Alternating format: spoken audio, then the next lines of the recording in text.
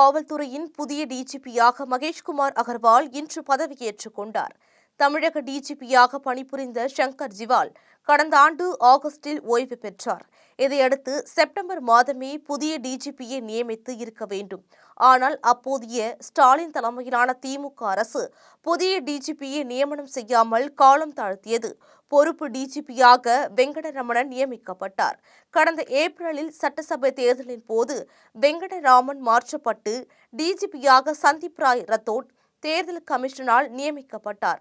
சமீபத்தில் டெல்லியில் யுபிஎஸ்சி எனும் மத்திய அரசு பணியாளர் தேர்வு வாரிய அலுவலகத்தில் நடந்த கூட்டத்தில் புதிய டிஜிபியாக மகேஷ்குமார் அகர்வால் தேர்வு செய்யப்பட்டார். இந்நிலையில் இன்று தமிழகத்தின் புதிய டிஜிபியாக மகேஷ்குமார் அகர்வால் பதவியேற்றுக் கொண்டார். கருணாநிதியின் 103வது பிறந்தநாள் விழா இன்று கொண்டாடப்பட்டது. சென்னை மெரினா கடற்கரையில் அமைந்துள்ள கருணாநிதி நினைவிடத்தில் திமுக தலைவர் மு.க. ஸ்டாலின் மலர் தூவி மரியாதை செலுத்தினார். மு.க. ஸ்டாலின் தனது எக்ஸ் தள பதிவில் கூறியிருப்பதாவது: தலைவரின் பிறந்தநாள் தமிழின தலைவரின் பிறந்தநாள். மூப்படைந்து சக்கர நாற்காலியில் உட்கார்ந்த பின்பும் ஓய்வின்றி தனது இறுதி மூச்சு வரை தமிழினத்திற்காக, தமிழ்நாட்டு மக்களின் உயர்வுக்காக உழைத்திட்ட உன்னத தலைவர். என்னை என்றும் இயக்கும் தலைவர் கலைஞர் அவர்களே. வெற்றியை தலையிலும் தோல்வியை நெஞ்சிலும் ஏற்றாமல் சோதனை கடல்களை சோர்வின்றி நீந்தி கடந்த உங்களது ஆற்றல் என்னிடமும் இருக்கிறது. நீங்கள் நிறைந்த போது உங்களின் ஆற்றலை வேண்டினேன். அந்த ஆற்றலோடு தொடர் வெற்றிகளை பெற்று தமிழ்நாட்டை வரலாறு போற்றும் முன்னேற்ற பாதையில் அழைத்து சென்றும் இப்போது வெற்றி வாய்ப்பை இழந்திருக்கிறோம். எனினும் உங்களது ஆற்றல் என்னோடு மட்டுமல்ல, நீங்கள் உணர்வூட்டி வளர்த்தெடுத்த ஒவ்வொரு உடன்பிறப்பிடமும் இருக்கிறது. உறுதியாய் சொல்கிறோம், மீண்டும் வெற்றி சரிதத்தை எழுதுவோம். உதய சூரியனின் ஒளியால் தமிழ்நாட்டை சூழ்ந்து வரும் இருளை விரட்டியடிப்போம் என்றும் தெரிவித்தார். டெல்லியின் மாளவியா நகர் பகுதியில் உள்ள உணவகத்தின் அடித்தளத்தில் தீ விபத்து ஏற்பட்டது. தகவல் அறிந்து சம்பவ இடத்திற்கு வந்த தீயணைப்பு படையினர் மற்றும் போலீசார் விரைந்தனர்.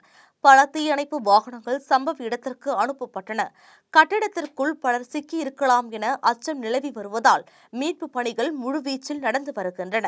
இந்த சம்பவத்தில் 18 பேர் உயிரிழந்தனர்.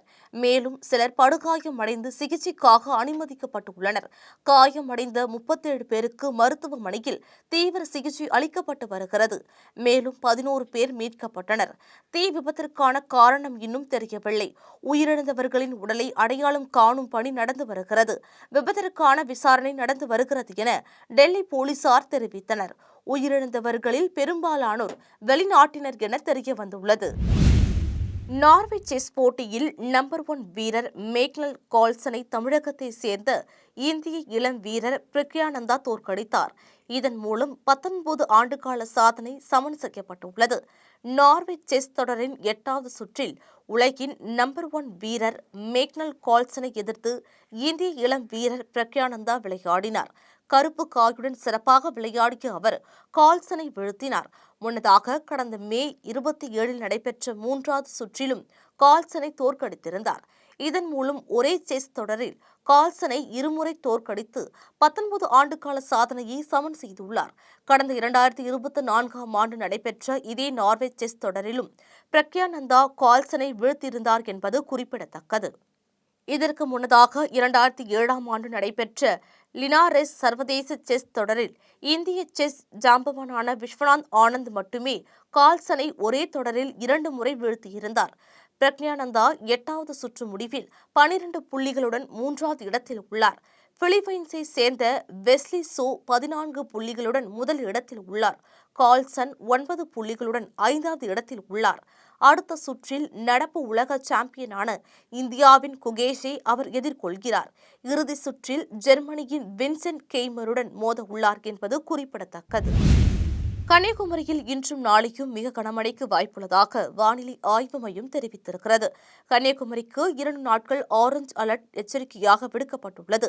தமிழ்நாட்டில் இன்றும் நாளையும் 15 மாவட்டங்களில் கனமழைக்கு வாய்ப்பு இருப்பதாக வானிலை மையம் தகவல் தெரிவித்துள்ளது.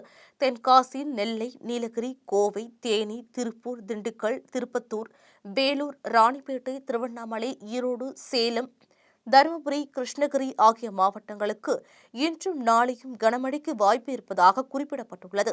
ஓரிரு இடங்களில் இடி மின்னல் மற்றும் பலத்த காற்றுடன் கனமழையும் பெய்யக்கூடும் என வானிலை ஆய்வு மையம் தகவல் தெரிவித்துள்ளது. சென்னை மற்றும் அதன் புறநகர் பகுதிகளை பொறுத்தவரை இன்றும் நாளையும் வானம் மேகமூட்டத்துடன் காணப்படும் என்றும் ஒரு சில இடங்களில் மிதமானது முதல் லேசான மழை பெய்ய வாய்ப்பிருப்பதாகவும் வானிலை ஆய்வு மையம் தெரிவித்துள்ளது.